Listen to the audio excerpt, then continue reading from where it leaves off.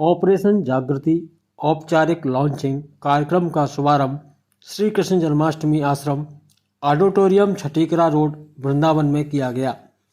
महिलाओं व बालिकाओं की सुरक्षा एवं उनसे संबंधित जागरूकता के लिए समुदाय स्तर पर सघन आउटरीच प्रोग्राम 1 नवंबर 2023 से आगरा जोन उत्तर प्रदेश पुलिस के नेतृत्व में किया गया।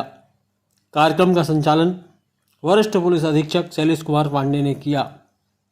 कार्यक्रम की अध्यक्षता एडीजी अनुपम कुलश्रेष्ठ कर रही हैं।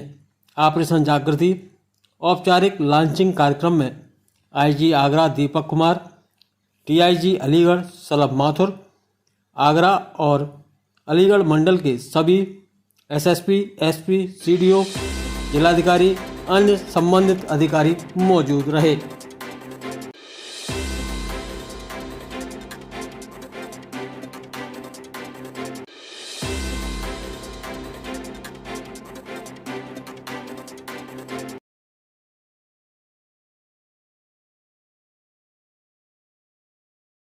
सबसे पहले मैं एडीजी मैम को इस बात के लिए धन्यवाद देना चाहूँगा कि ऑपरेशन जागृति के माध्यम से आपने एक उस विषय को चुना है जो आज की वास्तव में समाज की एक मांग है।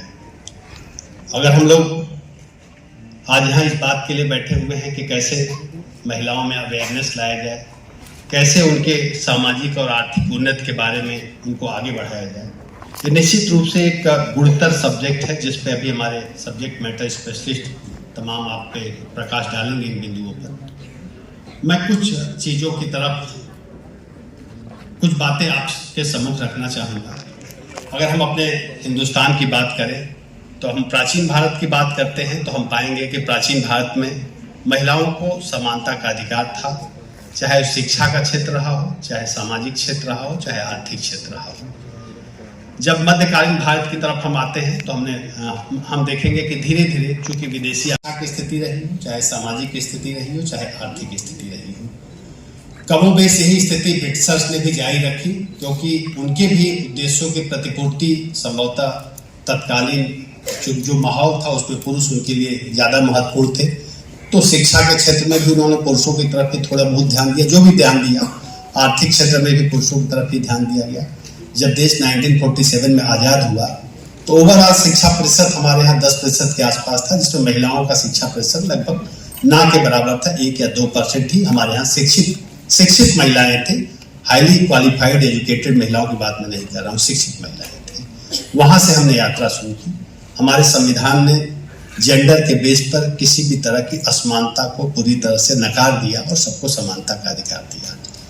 लेकिन 2 पहलू होते हैं, एक कानून का पहलू होता है और एक सामाजिक और जो हमारी परंपरागत व्यवस्थाएं होती हैं उसका पहलू होता है।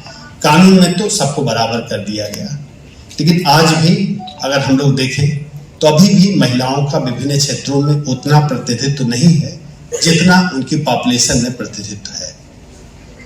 आप व्यवसाय में देख लीजिए कितनी प्रतिशत महिलाएं आज हैं जो व्यवसाय कर रही हैं। आप पाएंगे अगर 90% पुरुष हैं तो बमुश्किल 10% महिलाएं हैं, वो भी वो महिलाएं जो बेहद जुझारू टाइप की हैं, जो इस काम को काफी उत्साही हैं, वही काम को कर पाती हैं। इतने तरह के पापड़ बेलने पड़ते हैं, वो चाहे बैंक से लोन लेने से लेकर के अपनी प्रोजेक्ट सैंक्शन में हैं, जिसमें महिला इस बात की आके कंप्लेंट करती हैं कि साहब हमारे घर में हमारे परिवार के फला सदस्य ने हमारे साथ मारपीट की या बदतमीजी की या हमें तंग कर रहे हैं।